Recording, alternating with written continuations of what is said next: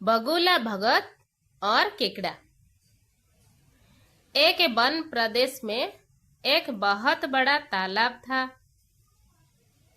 हर प्रकार के जीव के लिए उसमें भोजन सामग्री होने के कारण वहाँ नाना प्रकार के जीव, पक्षी, मछलियाँ, कछुए और केकड़े निवास करते थे। पास में ही बगुला रहता था, जिसे परिश्रम करना बिल्कुल अच्छा नहीं लगता था। उसकी आंखों भी कमजोर थी। मछलियां पकड़ने के लिए तो मेहनत करनी पड़ती है, जो उसे खलती थी। इसीलिए आलस्य के मारे वो प्रायः भूखा ही रहता। एक टांग पर खड़ा यही सोचता रहता कि क्या उपाय किया जाए कि बिना हाथ पैर हिलाए रोज भोजन मिले। एक दिन उसे एक उपाय सूझा, तो वो उसे आजमाने बैठ गया। बगुला तालाब के किनारे खड़ा हो गया और लगा आंखों से आंसू बहने। एक केकड़े ने उसे आंसू बहाते देखा तो वो उसके निकट आया और पूछने लगा, मामा, क्या बात है? भोजन के लिए मछलियों का शिकार करने की बजाय खड़े आंसू बहा रहे हो? बगुले ने जोर की हिचकी ली और भराई गले से बोला, बेटे, बहुत कर लिया मछलियों का शिकार। अब मैं यह पाप कार्य और नहीं करूंगा। मेरी आत्मा जाग उठी है, इसीलिए मैं निकट आई मछलियों को भी नहीं पकड़ रहा हूं। तुम तो देख ही रही हो। केकड़ा बोला, मामा, शिकार नहीं करोगे, कुछ खाओगे नहीं तो मर नहीं जाओगे। बगुले ने एक और हिचकी ली। ऐसे जीवन का नष्ट होना ही अच्छा है। बेटे, वैसे भी हम सबको जल्दी मरना ही है। मुझे ज्ञान हुआ है कि शीघ्र ही यहाँ 12 वर्ष लंबा सूखा पड़ेगा। बगुले ने केकड़े को बताया कि यह बात उसे एक त्रिकालदर्शी महात्मा ने बताई है, जिसका भविष्यवाणी कभी गलत नहीं होती। केकड़े ने जाकर सबको बताया कि कैसे बगुले ने बलिदान वो भक्त का मार्ग अपना लिया है और सूखा पड़ने वाला है। उस तालाब के सारे जीव, मछलियां, कछुए, केकड़े, बतख व बारस आदि दौड़े दौड़े बगुले के पास आए और बोले, भगत मामा, अब तुम ही हमें कोई बचाव का रास्ता बताओ। अपनी अक्ल लड़ाओ, तुम तो महाज्ञानी बन ही गए हो। बगुले ने कुछ सोचकर बताया कि वहां से कुछ कोस दूर एक जलाशय है, जिसमें पहाड़ी झरना बहकर गिरता है। वो कभी नहीं सूखता। यदि जलाशय के सब जीवी वहां चले जाए तो बचाव हो सकता है।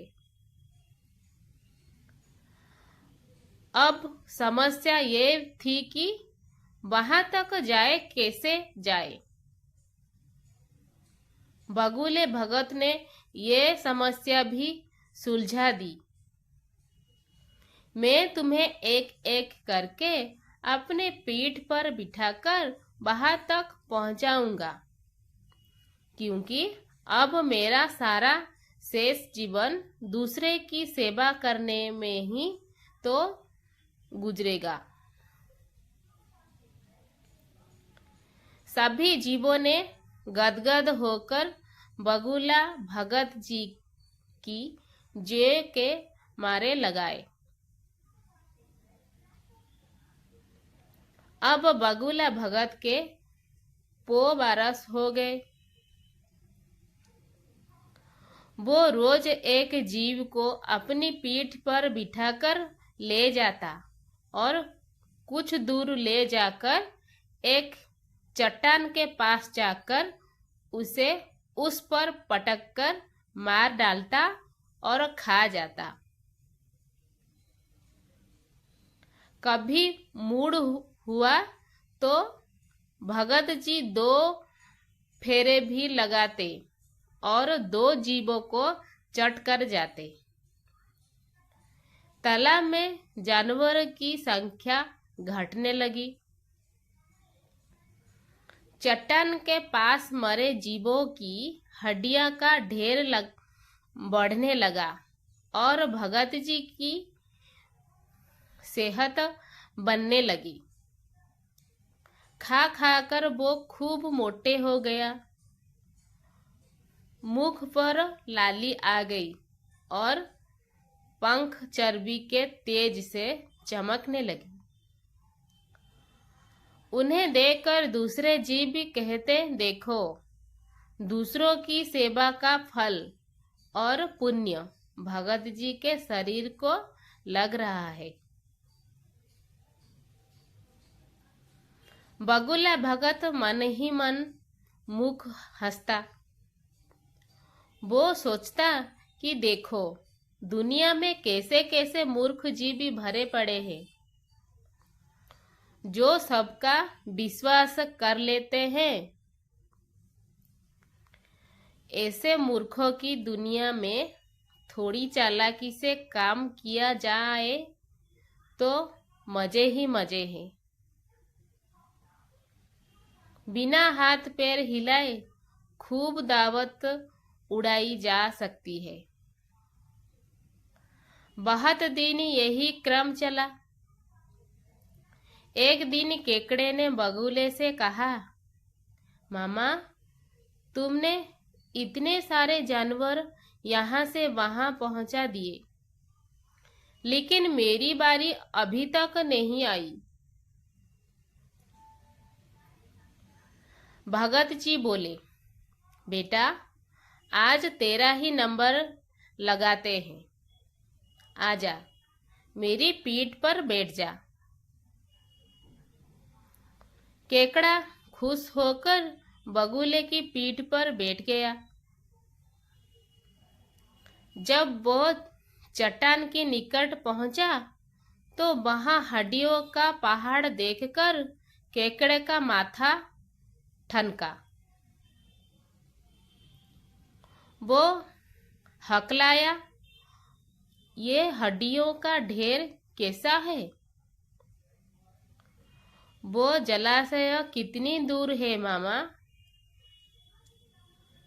बगुला भगत ठा ठा करके खूब हंसा और बोला, मूर्ख, वहां कोई जलाशय नहीं है। मैं एक एक को पीठ पर बिठाकर यहाँ लाकर खाता रहता हूँ। आज तू मरेगा। केकड़ा सारी बात समझ गया। वो सिहर उठा, परंतु उसने हिम्मत ना हारी और तुरंत अपने पंजे को आगे बढ़ाकर उसने दुष्ट बगुले की गर्दन दबा दी और तब तक दबाए रखी जब तक उसके प्राण पखेरु ना उड़ गया। फिर केकड़ा बगुले भगत का काटा सिर लेकर तालाब पर लौटा और सारे जीवों को सच्चाई बात बता दी कि कैसे दुष्ट बगुला भगत उन्हें धोखा देता रहा।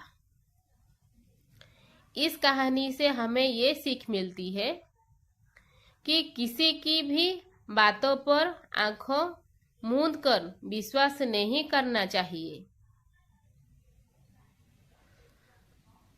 मुसीबत में धीरज बुद्धिमानी से कार्य करना चाहिए। धन्यवाद।